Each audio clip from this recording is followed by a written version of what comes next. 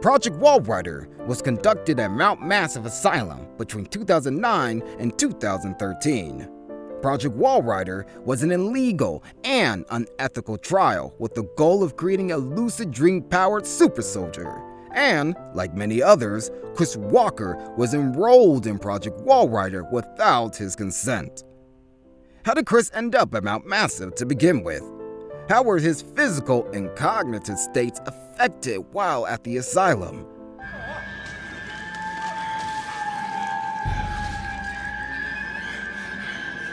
What actions did he take during the security breach that took place in September of 2013? All these questions and more are answered in today's Outlast lore video.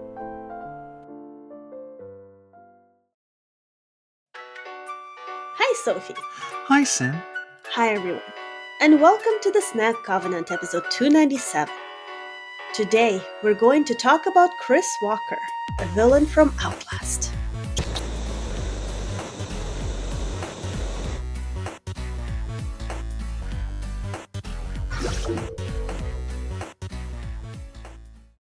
In order to talk about Chris Walker, we must first talk about the Headbox murders.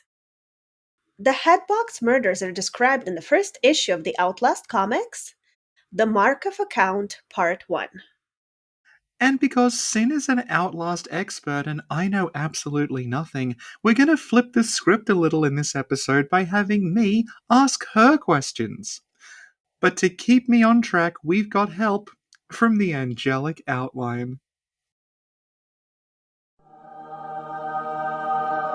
Come and gather yourselves, that ye may eat the flesh of kings, the flesh of captains, the flesh of men, the flesh of horses, and those who sit upon them.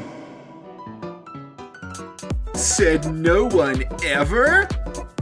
Hey, I'm the Angelic Outline, and here's the top 35 non-gaming creepypastas caught on camera.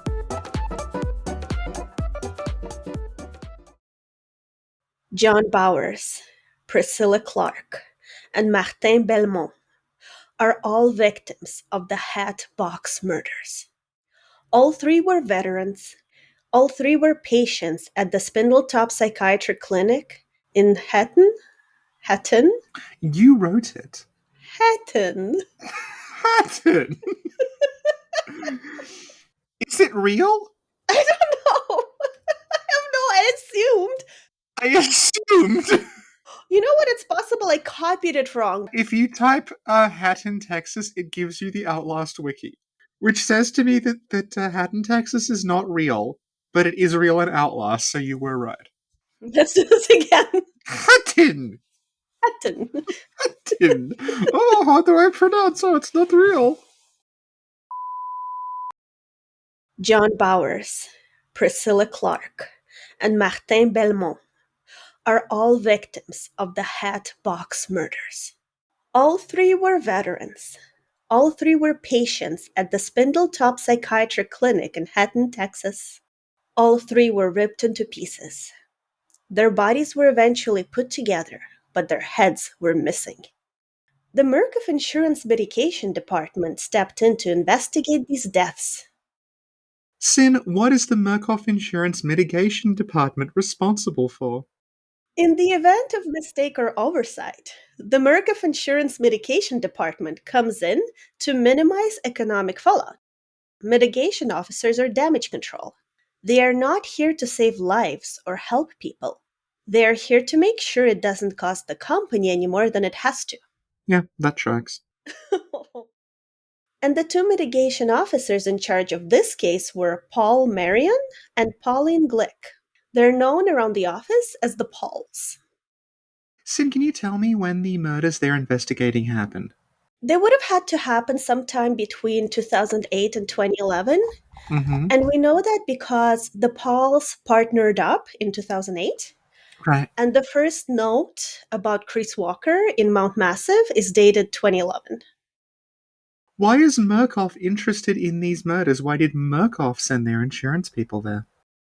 Remember how I said three victims were patients at the Spindletop Psychiatric Clinic? Yes, you did. Murkoff bought the clinic 2 years earlier as part of Jeremy Blair's Research Through Charity initiative. They even have a government contract to help returning veterans cope with PTSD. And it's part of Jeremy Blair's Research Through Charity. Right. And Jeremy Blair is like a complete piece of shit. Okay. So it's funny how he's setting up this charity thing, and you know that it's going to be something horrible because he's a horrible person who works for a horrible corporation. Yeah.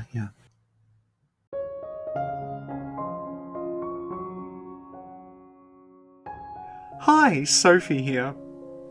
Demonstrating a level of rigor and attention to detail usually reserved for Getekyo Hitman Reborn, Sin has discovered some continuity errors in this podcast, but uniquely, the continuity errors are not our fault.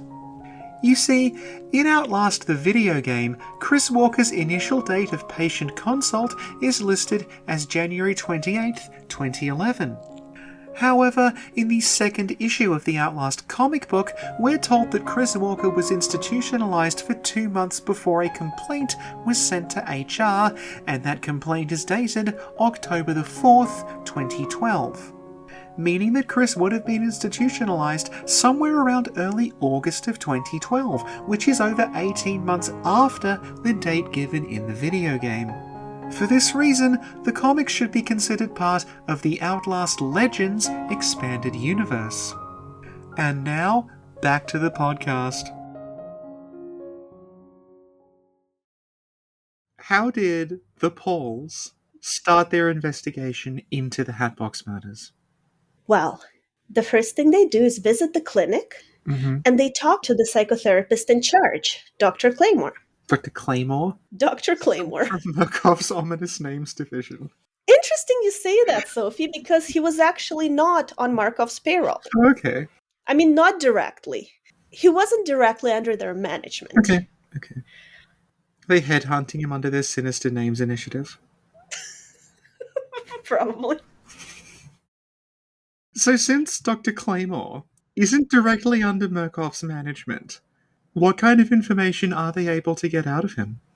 So when the Pauls get to Dr. Claymore's office, Pauline gives him the talk. I've given people the talk. The talk consists of the following. We're not here to save anybody. The company you work for belongs to a company that belongs to a company that belongs to the Murkoff Corporation. Accidents and lawsuits raise Murkoff's insurance premiums, and unnecessary expense makes us sad. We're the legal mitigation team. The murdered men were all patients of yours. We need to see any notes you have on their therapy sessions. And Dr. Claymore is like, lol, no. And he refuses to give them any patient files. And that shows, again, that he's really not aware of Murkoff. They're really not controlling him. So did they find out anything useful from their discussion with Dr. Claymore? Well, a couple of things. Spindletop used to have this experimental exposure therapy where patients relieved and dissected their trauma until they got better. But they had to stop that because there were too many negative effects, because the wounds would close and then reopen wider as the therapy continued. They got a new type of therapy. Dream therapy guided by hypnosis. The idea is that patients can re-experience and release the traumatic experience subconsciously without a burden to their waking mind. And according to Dr. Claymore, this type of therapy is remarkably effective when it comes to substance abuse, self-harm, and suicidal ideation. However, even though Dr. Claymore is not working directly under Murkoff's management, Murkoff's tools are still used at Spindletop. Now, Sin, I'm not sure I believe you. I need you to tell me why you think the corporation that's responsible for making a lucid dream-powered super soldier might be involved in this. Well, Sophie, if you remember during our previous podcast... I do. Where we dissected Project Walrider. Yes. Dream therapy guided by hypnosis is a very Murkoff thing to do. Also, a more prominent piece of evidence is that Pauline actually talks about how technology Murkoff used at Mount Massive goes much further than what they used at Spindletop. So is this set before or after Mount Massive? It's set at the same time, but the Walrider incident didn't happen yet. Okay. So yeah, I'm not sure what exactly is happening. Maybe they're using tools that are developed by Murkoff. Maybe there's like Murkoff moles around the facility, but somehow Murkoff's horrible therapy is being used here. Right. So while they're visiting Dr. Claymore, do they find any useful information that helps them solve the case? In a way, Dr. Claymore has statuettes of Apkalu in his office.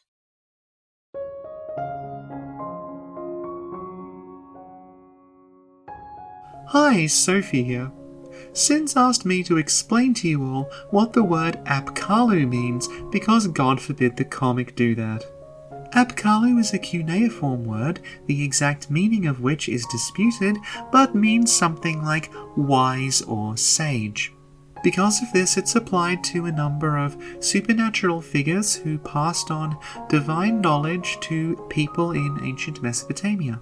The most commonly depicted of these Apkalu is a half-human, half-fish creature, which is what I was picturing for the entire podcast. Then I looked at the comic and discovered it was a man with a bird for a head.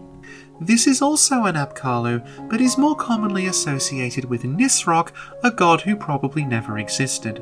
Were I in Dr. Claymore's position, I would have used the fish version to avoid confusion. And also because I think it looks cooler.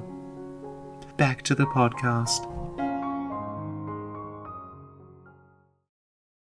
Because a lot of his patients were deployed to the Middle East, Dr. Claymore includes elements of Middle Eastern culture in his office to show that it's not all war. Okay. So, is anybody from Murkoff keeping an eye on this facility? Well, there's a security guard who's in charge of surveillance. His colleagues call him Strong Fat, but his name is Chris Walker. Oh, He's pretty tall, he looks pretty strong, he has short blonde hair, and I'm not sure what his eye color is. But we see that he has eyes. okay. Chris was in the army, he did several tours in Afghanistan, he was military police. The army is also where he learned some judo. Okay. His job is to keep an eye on everyone, and he takes his job seriously. He watches every session to make sure nobody gets hurt. Because at this facility, they're conducting these sessions, and people are filmed, and the psychotherapists are filmed as well. And the psychotherapists are recorded without their consent. And he seems to know that. And even though he works for Murkoff, it's unclear if he's aware of what kind of messed up organization Murkoff actually is. Right, okay. Now that we've established our key players, what happens next? Chris Walker shows Paul and Pauline tapes of the patients who were the victims of the murders. So he has no trouble showing them the therapy sessions. The Pauls ask him if any patients ever get violent.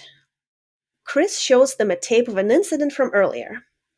The tape contains a session of a patient by the name of Omar Abdul Malik. Omar is born in Newark. His grandparents are Egyptian, and he's a war vet trying to get help at Spindletop.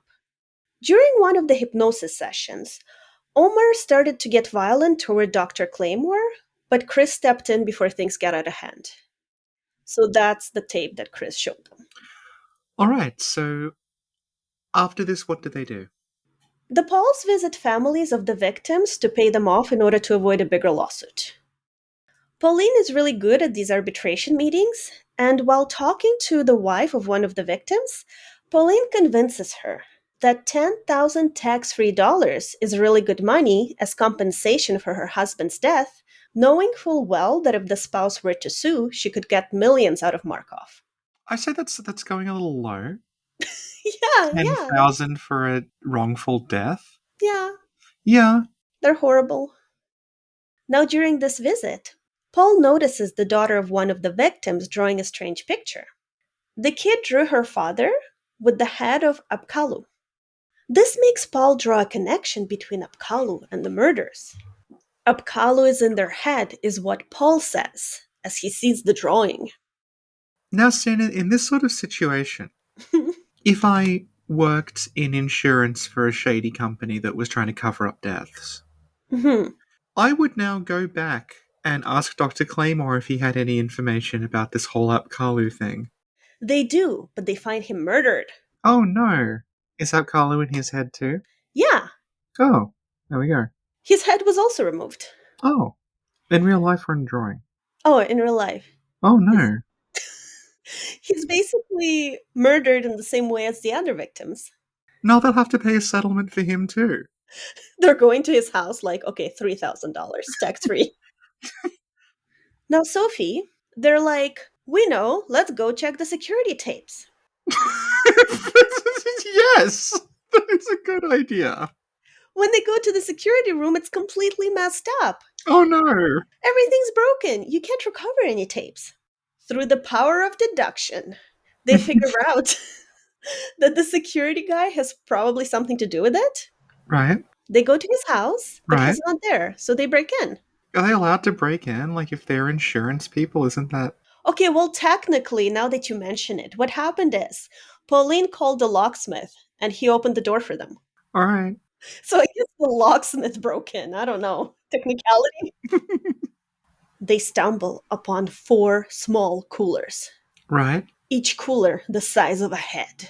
That's not the first thought I would have upon I think this is the size of a human head. So I feel like this is building to something. They open them up one by one, and they find the heads of Priscilla Clark, John Bowers, and Martin Belmont. The 4th box is empty. Because it's waiting for Dr. Claymore's head! An incredible twist in that the character at the start of the horror story who seems nice is actually the villain. So, Sin, are there any other telltale signs in Chris's house that he might be collecting severed heads? Honestly, none at all. Oh. Yeah, his house looks pretty normal. Hmm? Like we see a bed, a nightstand, a lamp on the nightstand. There's even a family picture with Chris as a child and his parents. He hasn't, like, erased their heads and drawn up color. No, no. And in the picture, he actually holds a toy pig, a stuffed Yeah. toy. So, like, nothing out of the ordinary. And you know the pig toy? He actually has the same toy on his bed right now. So as Paul and Pauline are exploring his house, Yeah. Paul picks up the stuffed toy. And at this moment, Chris Walker walks in with Dr. Claymore's head in a bag that's leaking in one hand and groceries in the other. Oh. Pauline is like, stop right there, and she points her gun at Chris, but he doesn't care. He attacks them. And he seems to be particularly offended that Paul picked up his toy. Mm-hmm. So Chris picks up Paul by the neck, lifts him up by one hand, like holds him in the air, and like you can tell Chris is incredibly strong. He beats up both of the Pauls. Okay. And it takes shooting Chris Walker in the face and running him over with a car during this altercation in order to knock him out. I'm assuming that this is relatively normal if you work for Murkoff. Probably, yeah. Yeah. And during this event, Chris didn't seem like himself. It's almost like seeing someone holding his pig toy triggered this rage inside him. Uh-huh. And during this whole altercation, he was almost in a rage-filled trance. Right, okay. And we do know that Murkoff were experimenting at Spindletop, so maybe without realizing it, Chris was part of the experiment. Like maybe somebody was slipping some sort of experimental drugs in his coffee. What makes you say that? So, you know, if he's being experimented on and maybe he goes into these like altered mind states, maybe during one of those states he killed those other people. Maybe he doesn't even realize he did it. So anyway, the Pauls take the knocked out Chris as well as the heads and leave the scene before cops get here. So we've got a whole head removal thing going on. Mhm. Because I remember that there was a little girl and she drew her father with the head of Apkalu. Mm-hmm. So can you explain what's going on with Apkalu in people's heads? Like, I'm not 100% sure. I was thinking maybe while under hypnosis, during their therapy sessions in the clinic, all of the participants saw Apkalu in Dr. Claymore's office, and then Chris was also observing the sessions. And I don't know, the little girl, maybe her dad told her about Apkallu, but I don't have like a concrete idea of how it's all connected specifically. I don't even necessarily understand why Paul looked at the picture that the little girl drew and he's like, Apkallu's in their heads. That's because Paul is a highly developed empath. Alright. Okay, okay. And I'll have you know that when he walked in to Chris's house and he found the 4 severed heads in the bags, he actually touched the ground and said, "Something happened here." Thank you, Sophie. You know what? You're making me think. Maybe saying Apkallu's in their head is metaphorical. Oh, you think so?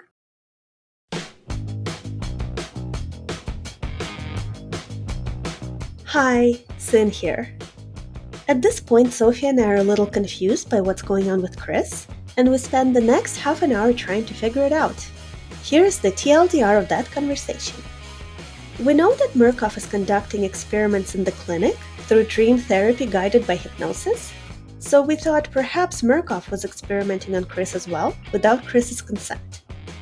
Maybe Murkoff is trying to make a super soldier out of Chris, whereby certain triggers, aka somebody holding his big toy, would send him into a rage. This would make sense if they're trying to create sleeper agents. However, if that is the case, Murkoff would probably suspect that Chris is behind the murders to begin with, and the Paul's investigation would be significantly shorter. We then thought that maybe the statues of Apkallu are somehow involved in the experiment, but then we scratched that idea because the statues are placed in the office by Dr. Claymore, who is not under Murkoff's management. So we were not set on a theory at this point, but later, when we talk about Chris in the Outlast video game, we do come up with something. Now back to the podcast. Alright, so just to bring everyone up to speed on what's happened in the story, our insurance investigators Yes. have just broken into someone's house, had a physical altercation with him, shot him, run him over, and then fled the scene with 4 severed heads. Thank you, Sophie. How did Murkoff go about, say, covering this whole thing up? Well, this is actually really sad. Remember Omar from earlier? Yeah, he was the guy who they saw the tape of and he was violent one time. Yeah. So, in order to cover up the situation, Paul and Pauline placed the severed heads into Omar's apartment. Oh. This led to Omar being charged with 4 murders and going to prison for life. Is this in the, Murkoff operations manual? Oh my god. If you need to cover up a decapitation, say head now. Oh my god. So, Chris, he's still alive, despite having been shot and run over. He's apparently got super strength, Mm-hmm. and he becomes murderously powerful if he sees a pig being touched. Maybe? So what happens next with this guy? Because I think even if he survives, there'd be questions about, the blood all over his apartment, the time he got shot and run over, when he assaulted those people. Well, Murkoff got a solution, Sophie. Oh. They forcefully institutionalized him in Mount Massive Asylum. Oh. And they enrolled him in the Walrider project without his consent.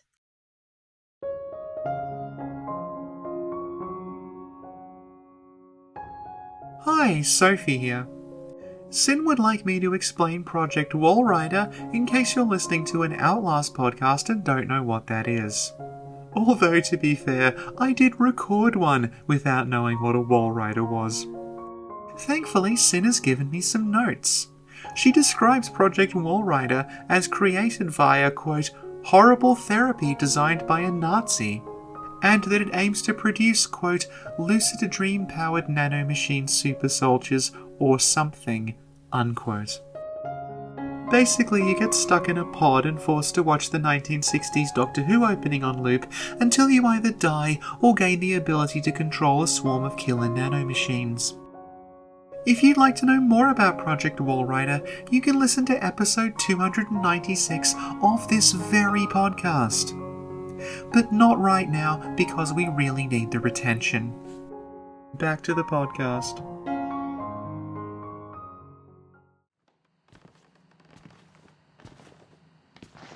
Little pig.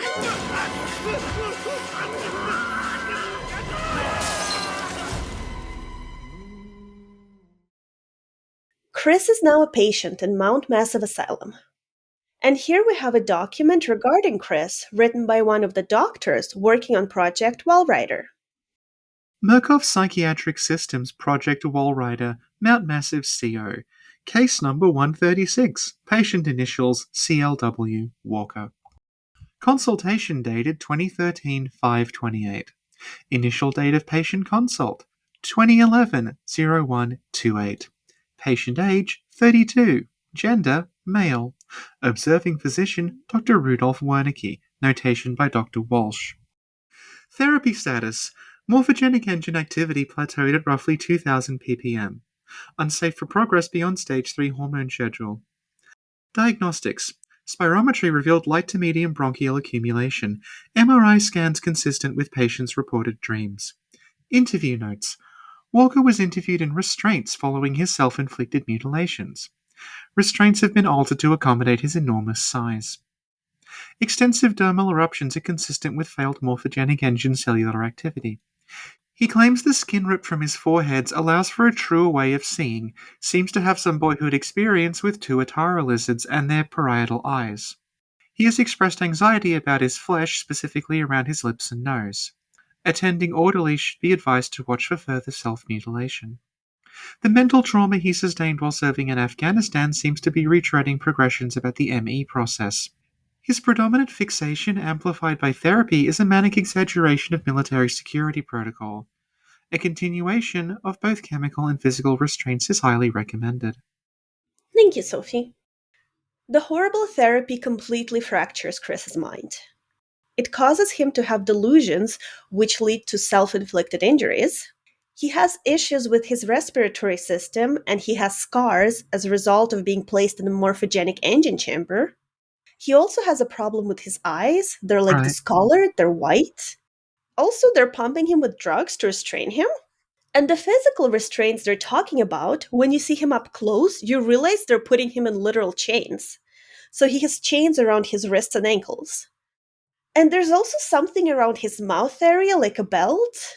I don't know if maybe it was placed there so he doesn't chew away his lips or something. It's just such a horrible situation. Yeah. And he looks different from when we saw him earlier. I mean, he's still very big. He's almost 7 feet tall. He's huge. He's physically big and strong. Yeah. But he's now bald and he has scarring all over his body. Right. So Chris is strong. He's fast. He can literally rip someone's head off with his bare hands. Right. Okay, so you mentioned Chris is in the original Outlast. Mm-hmm. So presumably he's there when the Walrider escapes. Mm-hmm. So I'm assuming after Mount Massive kind of goes to hell, Chris can wander around freely of his own accord. Yes. Yeah, and he's very, very strong, so I'm guessing people aren't really messing with him. No. So what does he do? Well, he walks around and he rips people's heads off. It's a recurring theme with him. Yeah, it is, isn't it? I was expecting it to be he's been released now and he's not on the drugs and he's not on the psychotherapy stuff, so he goes back to being a normal dude. But the thing is, Sophie, he's not just randomly ripping people's heads off. Right. For Project Walrider to succeed, Mm-hmm. Murkoff needs a human host. Chris murders people in the asylum in order to prevent Project Walrider from coming to fruition. Right. If there are no patients, there are no participants in the project, there's no host, there's no Project Walrider.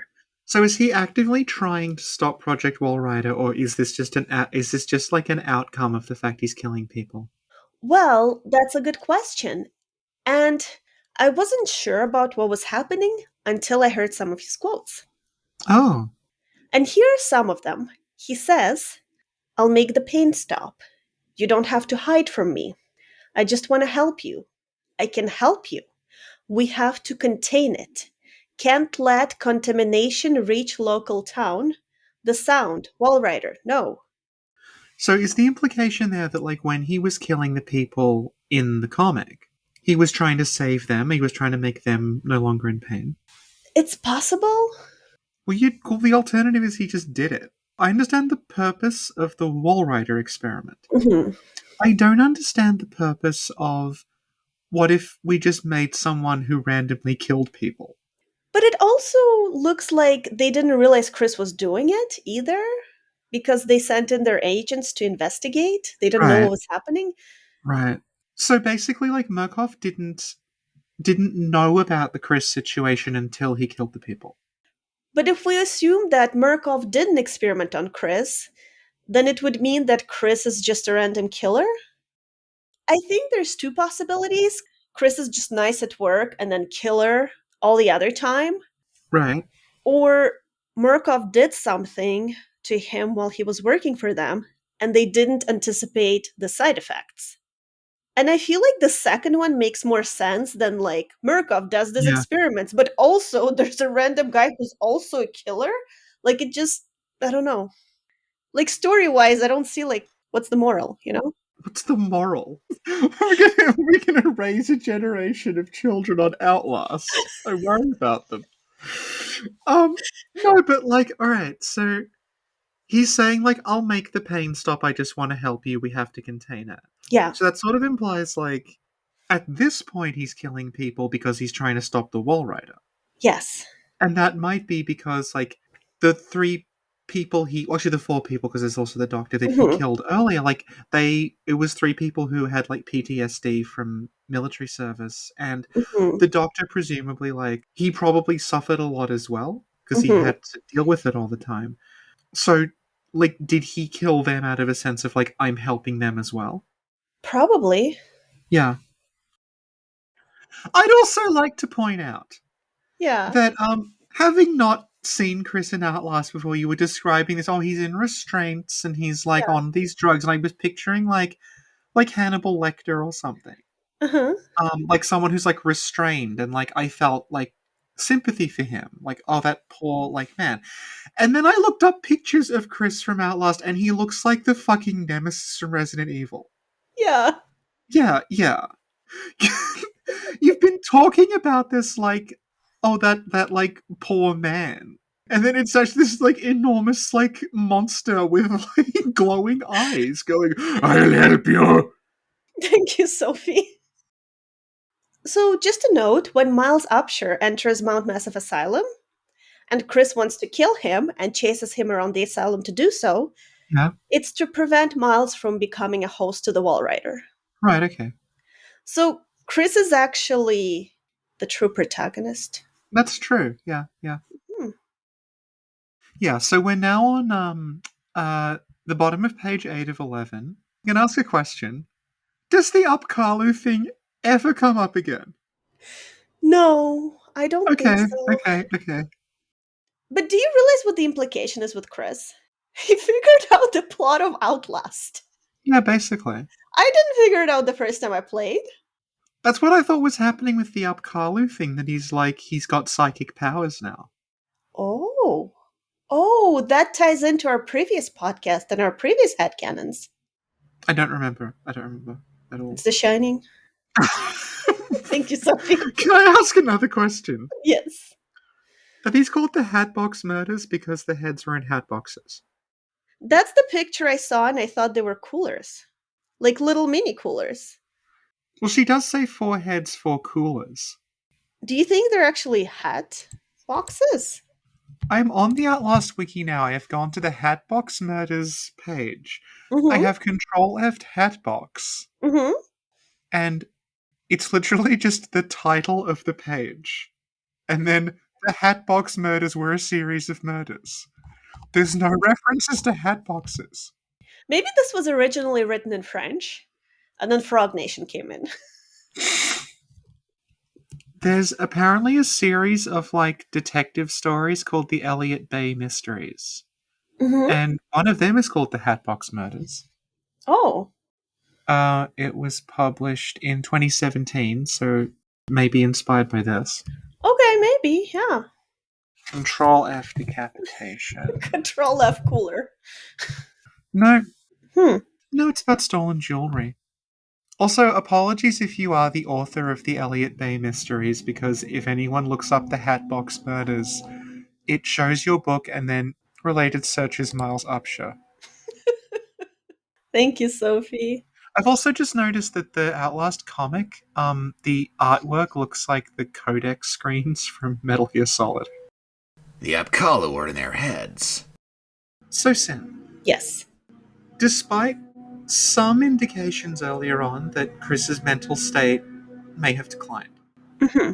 he's also turned on and off that he solved the plot of Outlast. Yeah. And he solved it before Miles Upshur, an investigative journalist. And before me. And before you, someone who works in clinical trials. Yeah. So, Sin, Yes. if you were to administer a cognitive test to Chris, how do you think he would do? I think it would depend on the test. Uh-huh. If I'm like, okay, Chris, I'd like you to draw the face of a clock with all the numbers present and set the hand to 10 after 11, I think he might rip my head off. Or just, like, draw up color. The numbers on the clock would all be in cuneiform. Yes. So, Sophie, Yeah?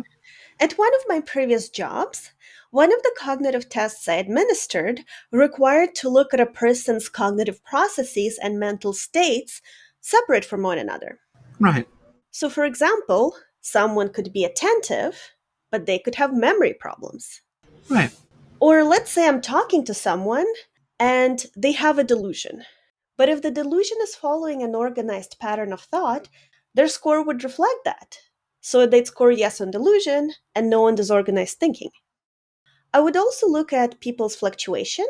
And that's, for example, if you're talking to me and I'm restless, I'm tapping my fingers, I'm pacing, and then all of a sudden I'm sluggish, I'm moving slowly, and then I'm restless again, that's fluctuation in my behavior. Yeah. And so if we look at Chris in terms of the various processes and mental states, in terms of attention, I think he's very focused on his task. He has to destroy the Walrider, Yeah? and nothing's distracting him from it. That's true, that's true. Yeah. Although, would you consider, like, earlier on in the comic, Mm-hmm. he was placid, nice guy, and then he started decapitating people. Would you consider that a fluctuation?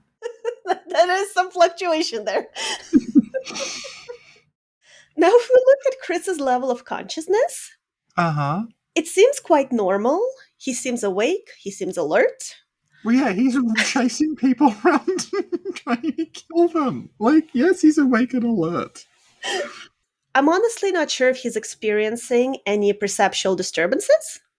Sin, can you explain what you mean by perceptual disturbance? Well, in this case, I'm thinking of hallucinations and illusions. And an illusion is when you misinterpret a stimulus. For Mhm. example, if Chris is looking at a coat rack and he sees a Right. person, that would be an illusion. Mhm. A hallucination is when you experience a stimulus that's not there. Like, for example, if Chris walked into an empty room and saw a baby in a fedora wielding a gun, Right. that's a hallucination. Is it, though? Thank you, Sophie. Hey, are you a fan of Outlast who wishes there was more Katekyo Hitman Reborn content? Oh, for God's sake. For God's sake. Sorry. Well, your wish has been answered, because this channel won't shut the fuck up about Reborn. And they have even more Reborn and Bloodborne content over on patreon.com/SinclairLore. Okay, so, like, earlier on, Mhm. we could say there was maybe some fluctuation when he's in the asylum. Mhm. Doesn't seem to be much fluctuation. You're absolutely right. He walks around confidently looking for you or any other subject, and if he sees you, he's going to chase you and rip your head off. It's pretty consistent, yeah. Sin, do you think that Chris is exhibiting any, say, disorganized thinking? Good question. Hmm. He might be. He might be. And to figure that out, you have to look at his dialogue. Uh-huh. Does he have a reduced ability to connect thoughts? Is his train of thought fluid? Is it linear? Does he finish his thoughts or does he switch from one topic to another? Maybe there's some fluctuation when it comes to disorganized thinking. Hello, I cannot tell a lie. It is important to hydrate and stretch. Please maintain healthy listening habits. The podcast will start again now. One thing I'm wondering, honestly, though, whether he's oriented to time, place, or person. What I mean by that is, if he did agree to a cognitive test, and we were to ask him things like, what's today's date? Where are you right now? What's your name? Would he be able to answer them? Is there a file where they try to do that? There might be a file in Mount Massive, but it's not Mhm. available to us. Mm-hmm. Yeah. How do we know his name is Chris? Oh my god! Sophie, that's a good point. I forgot about that. A coworker introduces him as Strong Fat, and Chris says, I wish they wouldn't call me that. And then we don't know what his name is. And then toward the end, after the Pauls break into his apartment and realize that he's the killer, as he comes in, they say, well, since this is on file, we should use his real name, Chris Walker. So it's meant to be like a twist. Yeah, that's the reveal that he's Chris Walker. Exactly. Yeah, okay. Thank you, Sophie. Let me ask you a question, Sophie.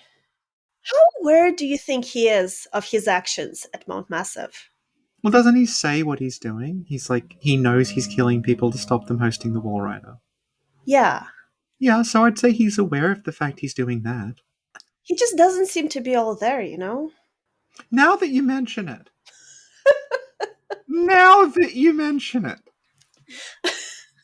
I was getting some bad vibes from the guy.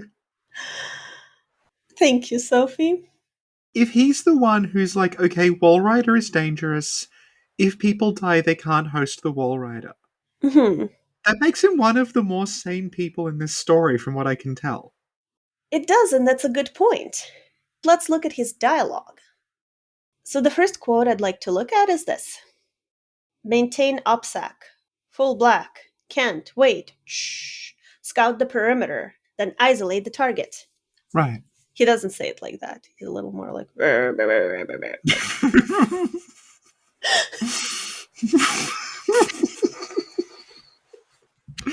We have a very strange quote from him here. Boyfriend, avocados, please.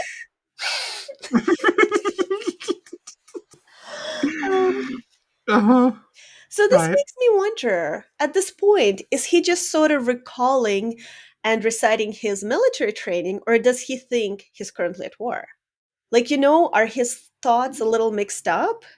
Is he not aware of where he is, or he's like kind of going in and out of it? You think he'd be aware of where he was because he's clearly in Mount Massive.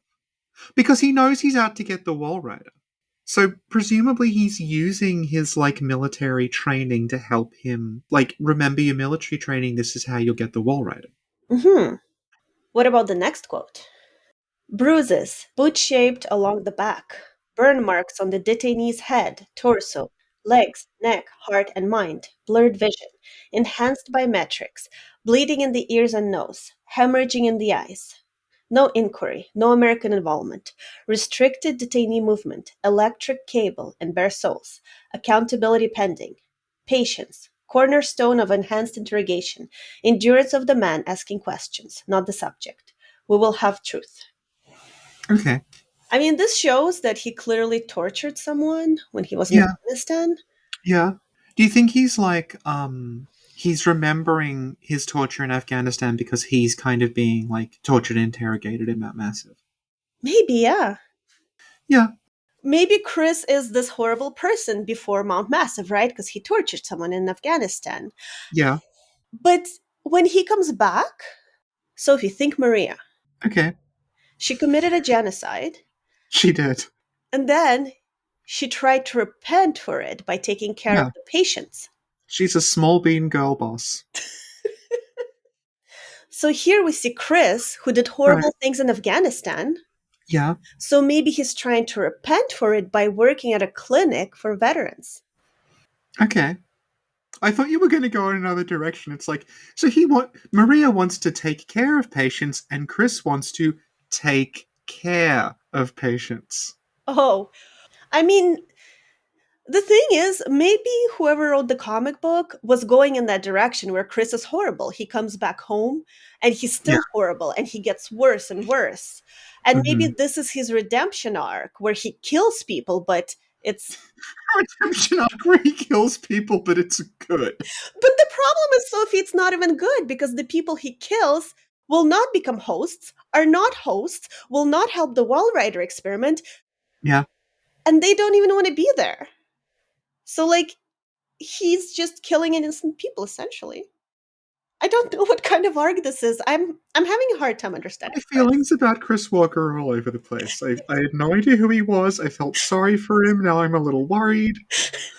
Yeah, Yeah. me too. Do you think the game is going for this deliberate thing where it's like there's like the Nazi scientist the Americans worked with, Mhm. and then like you put him and like someone who did torture in Afghanistan like in the same place, and they kind of destroy each other? It's like all of America's sort of crimes like folding in on themselves. I think you're right, and I think that works very well. Yeah. I just feel like maybe the Chris prequel is a little overkill. Like, I feel like his story was good, where he is somebody who was in the military. We know this by his quotes. He was involved in horrible things in Afghanistan. We know this by his Yeah. quotes. Yeah. And Yeah. he's going around, Mount Massive Asylum trying to stop the Walrider.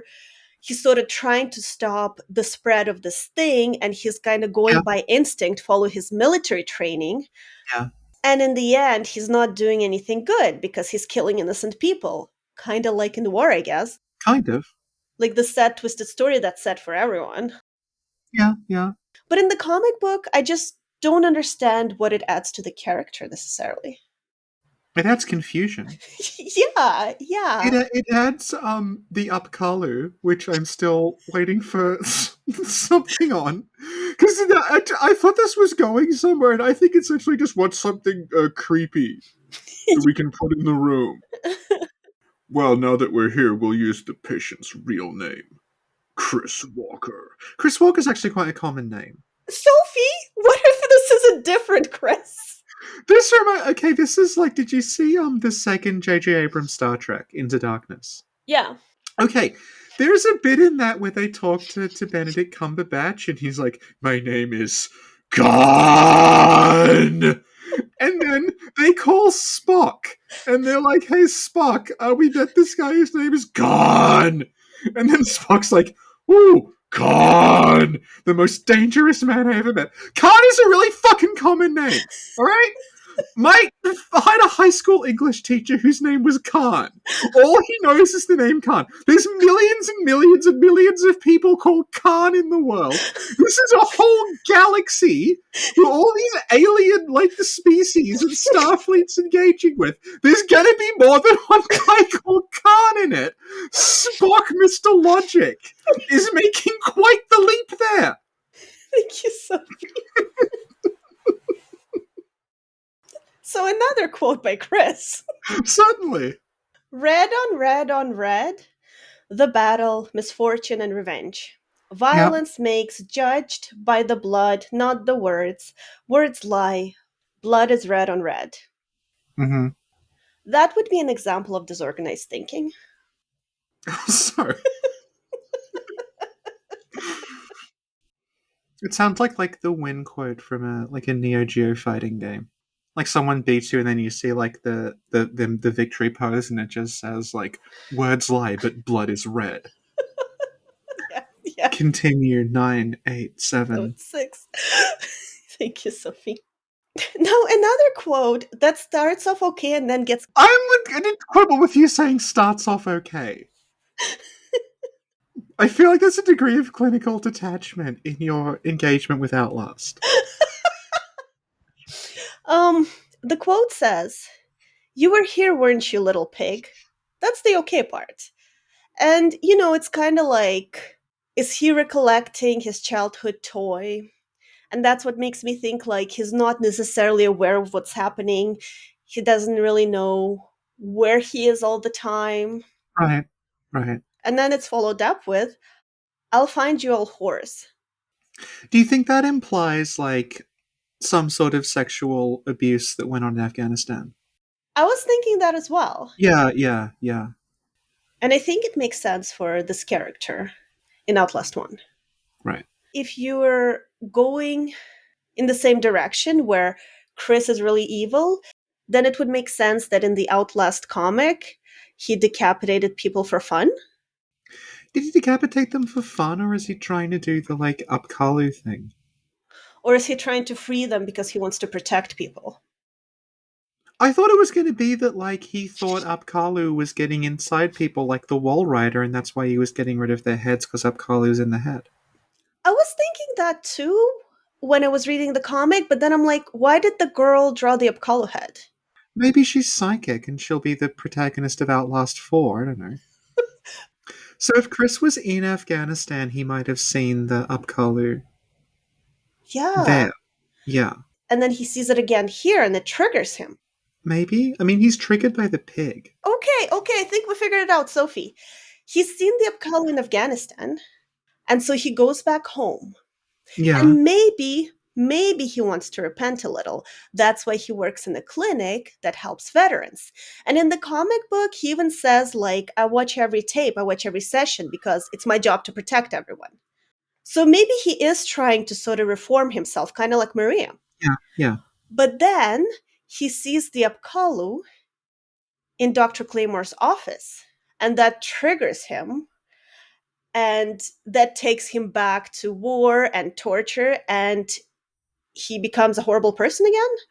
Okay, so I think we cracked it. I don't know what's happening. Okay, and why did the little girl draw the Apollo? Because her father told her about it. And so she drew Apollo's head on her father? This is you! And why did she draw it? Because her father told her about it. You were very sure of yourself for the first 3 words. Sophie? Okay, so I think we figured it out. You know what that means? No, what does it mean? You and I should work for Murkoff's mitigation department. There was a request at one point that, like, we have our own show where we're, like, pest exterminators or ghostbusters or something. Oh my god, And that's we just right. have to go around solving mysteries together. Thank you, Sophie. So, Sin, after all this, Yeah. what becomes of Chris? Chris chases Miles Upshar all around the asylum throughout Outlast 1. He finally finds Miles in the underground lab. And as he's about to obliterate Miles, the Walrider shows up. Oh. And the Walrider beats Chris up and blends him into mush. So if Chris had just killed everyone, this wouldn't have happened. Yeah. It's a shame. Thank you so much. So wait. Yeah. Are we hosting the Walrider at that point? Not yet, no. Okay, It's, who is hosting it? Billy, he's in the orb. Oh, the orb. The orb, yeah. The impression I'm getting is that, like, the whole Mount Massive thing would have just resolved itself because Chris would have just killed everyone. Yeah. Yeah. So we actually made it worse. Yeah. Chris is like, if I kill everyone, there won't be a second host. And Billy would have, died eventually in that orb. Yeah. And then Walrider wouldn't be able to find a host. And Yeah. Okay. I'm sorry, I'm just looking at the comic. You were not joking when it's literally like they just look at this girl, she's like, I drew Dad with the head of a bird, and like, the Apollo is in his head. Let's go. Yeah.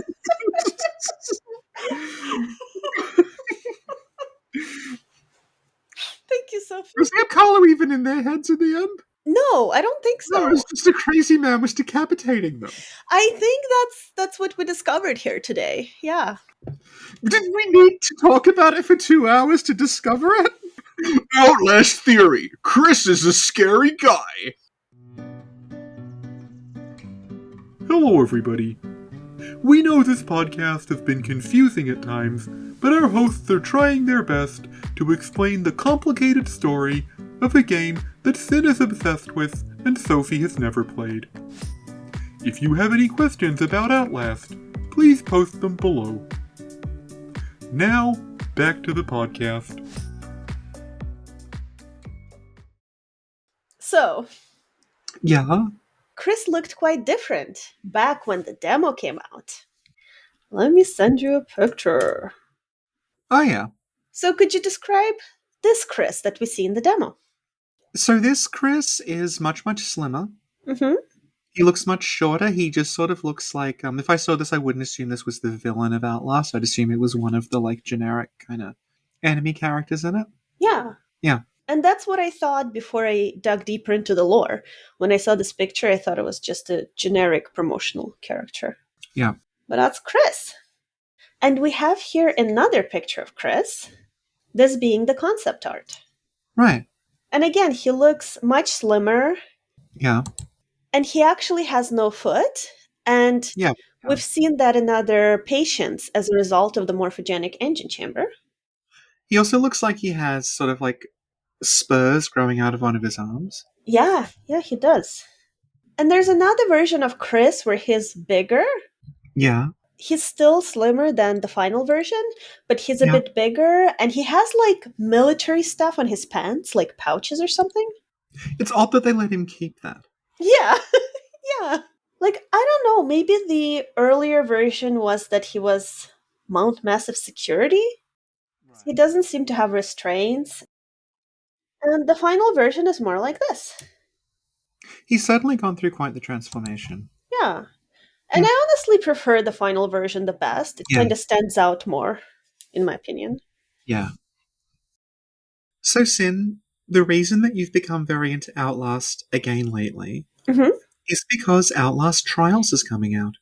Well, technically, that's not true. No? I've tried playing Outlast in the past, many years ago, Mm-hmm. and I played for like 30 seconds. I think it was Outlast 2 specifically, and I never went back there. And it's been years. And I figured since I beat Amnesia, since I Yeah. beat Amnesia Rebirth, since I beat Bloodborne? Bloodborne isn't scary though. That's true.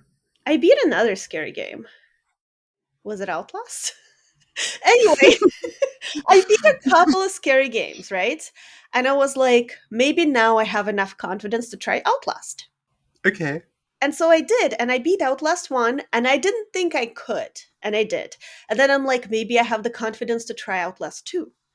Mhm. And I did, and I beat Outlast 2, and I really didn't think I would be able to, but I beat it, and I was like Right. proud and confident, and I started looking up the lore, and it turns out Outlast Trials has been in the works for a while. Oh, okay. So it was serendipity. Yeah, it was destiny. And on top of it, Outlast Trials is co-op. Oh, no. And I'm like, Sophia and I have been looking for a game to co-op. This is like super Destiny squared. Okay. What was the question? So what I was saying is, like, you're into Outlast. There's a new Outlast game coming out. Mm-hmm. Is Outlast Trials like a sequel or a remake, or do we know? Outlast Trials is technically a prequel. Well, that's interesting. Interesting. If it's a prequel, Mm-hmm. then what if it has Chris in it? Well, I think it's supposed to take time during the Cold War era, Okay. so he'd be a toddler Mm-hmm. or not exist yet. If he's a toddler, they could explain him in the pig. God. I'm not letting this go. Chris and the pig finally explained. Chris's pig finally explained with real answers. Love this video, finally a straightforward explanation of the pig that's just facts. Thank you, Sophie. Thank you, Reddit.